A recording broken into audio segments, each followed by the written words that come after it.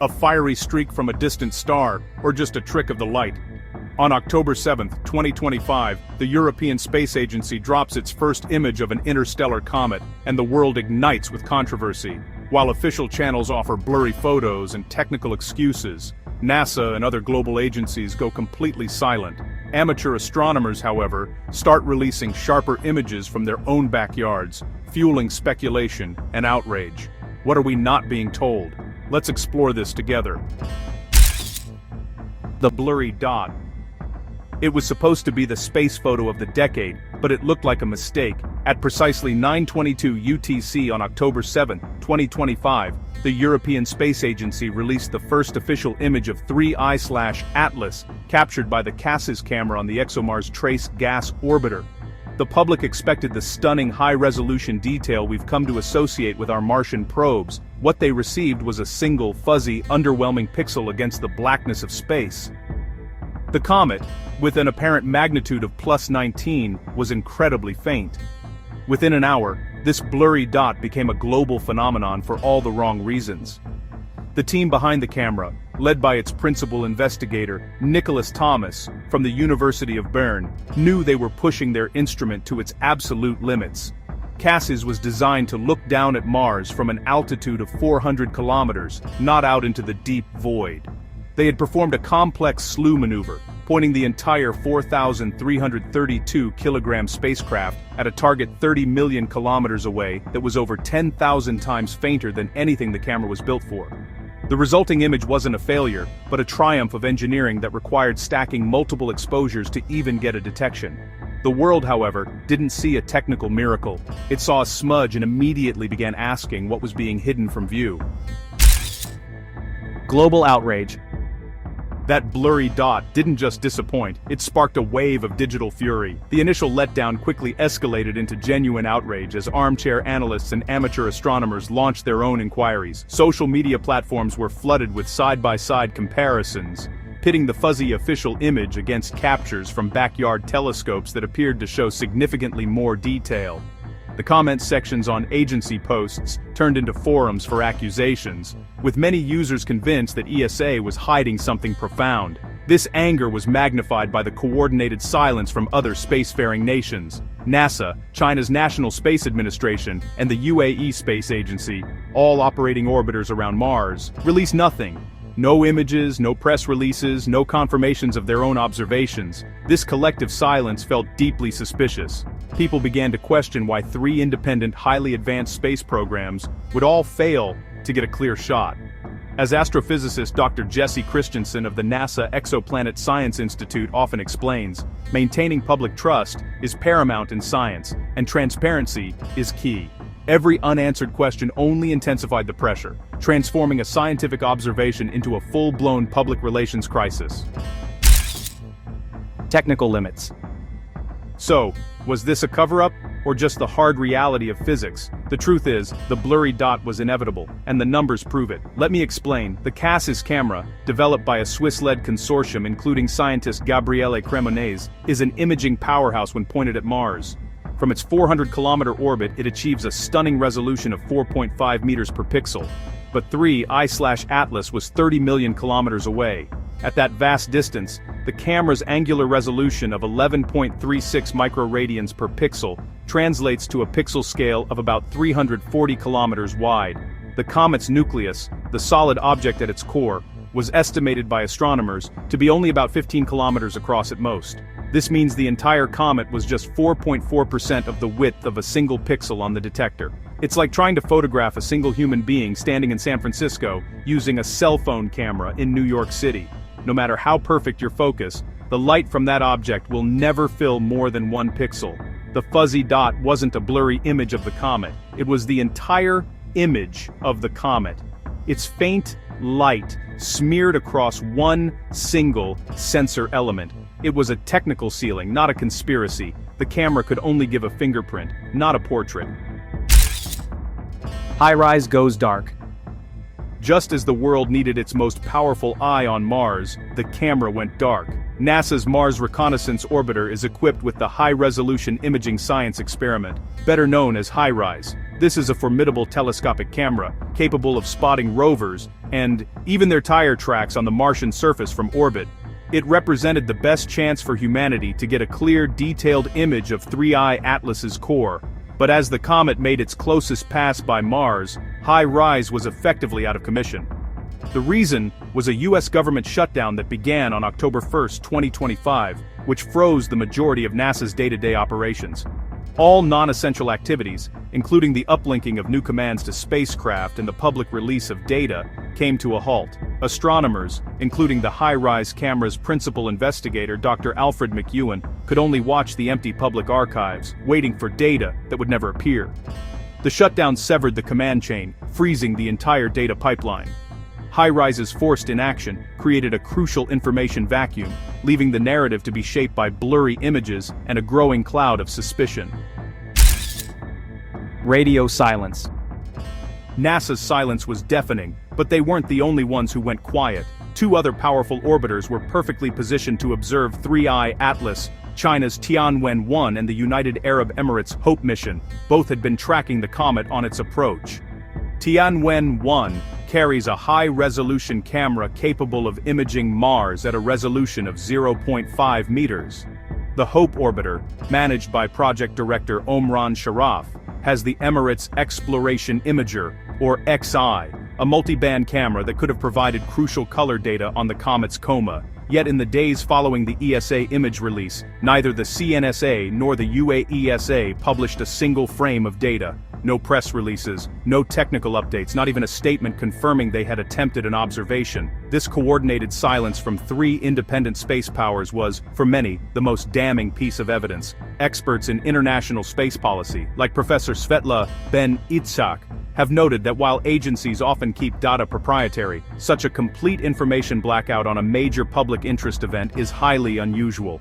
Why would three nations, often competitors in space, all simultaneously withhold their data? The lack of information felt less like a coincidence and more like an unspoken agreement. The image wars.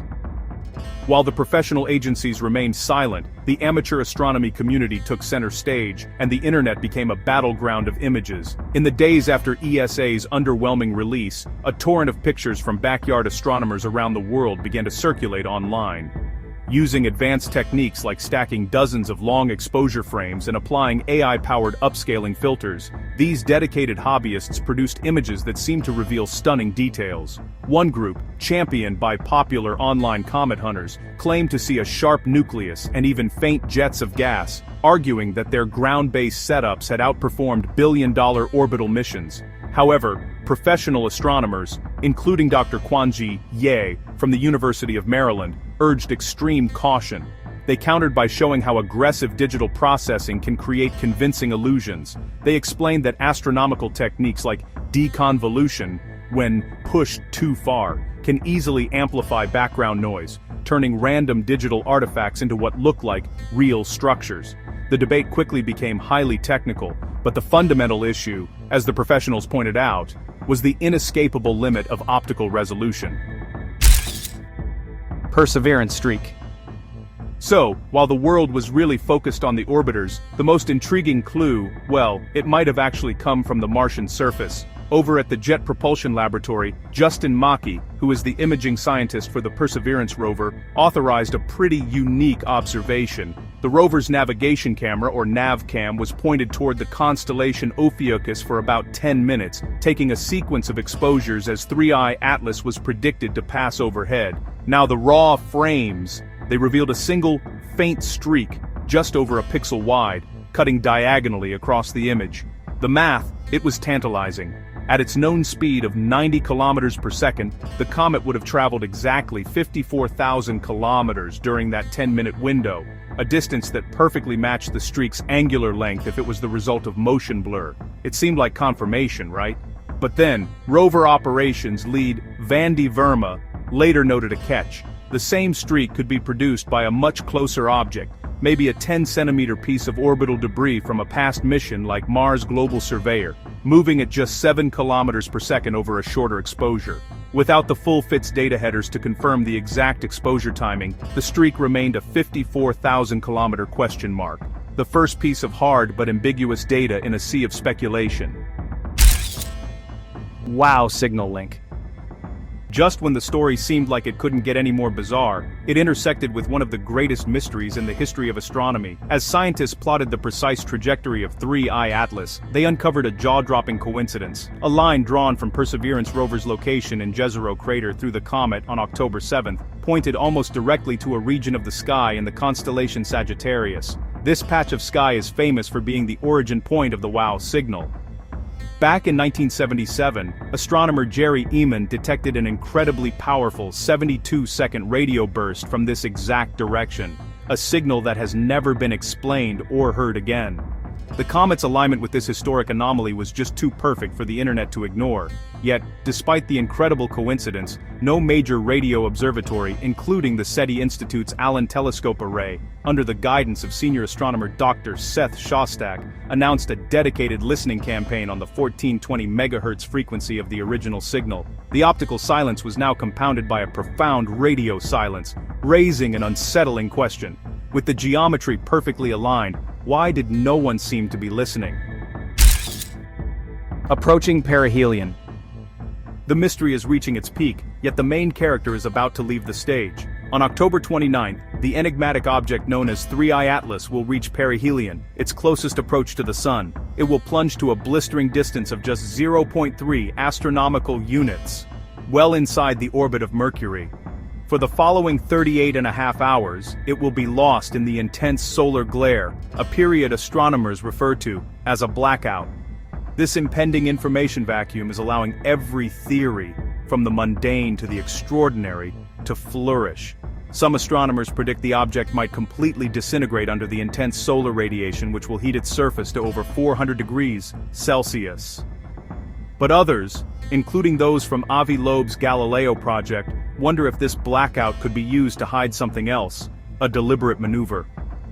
The Galileo project has put forth a compelling theory. An engineered course correction of even a few dozen meters per second, masked by the sun's gravity, would be definitive proof of an artificial origin. In anticipation of this, the project has announced a plan to use the Allen Telescope Array to listen for any telemetry pings the moment 3I Atlas is expected to re-emerge from behind the sun's limb.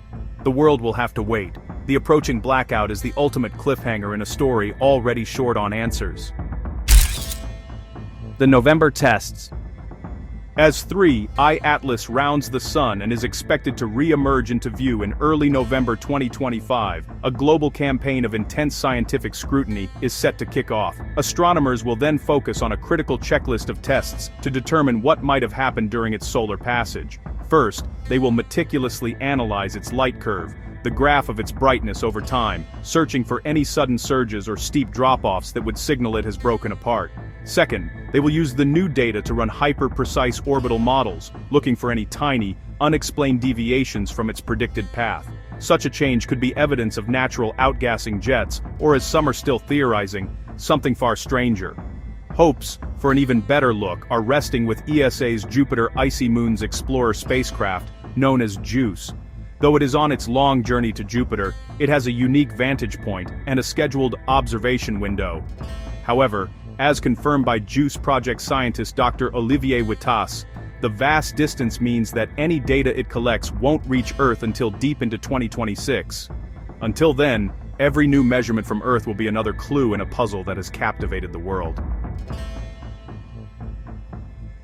So, what is 3I Atlas? Is it a natural interstellar comet that arrived at the worst possible time, a victim of technical limits and bad timing? Or is the blurry dot, the synchronized silence, and the impossible coincidence of the WOW signal pointing to something more profound? The official story tells us of limitations, but the missing data tells a story of its own. We were given a front-row seat to one of the most significant astronomical events in human history, only to have the curtain drawn at the critical moment. The truth remains out there, hidden in the noise of a blurry image and the silence of the world's greatest observatories. Don't forget to like, subscribe, and hit the bell icon for more deep dives into the mysteries of our universe. Until next time, keep looking up Simply Science.